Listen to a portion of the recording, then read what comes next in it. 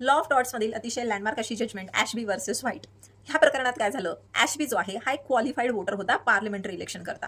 हा आपला vote caste करण्यासाठी जातो, पण तिथे जो रिटर्निंग ऑफिसर होता म्हणजेच व्हाईट, तो त्याला अडवतो, त्याचं वोट जे आहे ते रजिस्टरच करून घेत नाही. मग आता ॲशबी जो आहे त्याला त्याचं मतदान जे आहे करू दिलं नसल्यामुळे तो व्हाईट विरुद्ध लिगल ॲक्शन प्रोसीड करतो. पण होतं असं की ज्या कॅन्डिडेटला ॲशबी वोट करणार होता पण त्याला करू दिलं नाही, तो कॅन्डिडेट निवडून येतो, म्हणजे असाही तो जिंकतो. त्यामुळे ॲशबीचा खरं तर तसा काही लॉस झालेला का नाही.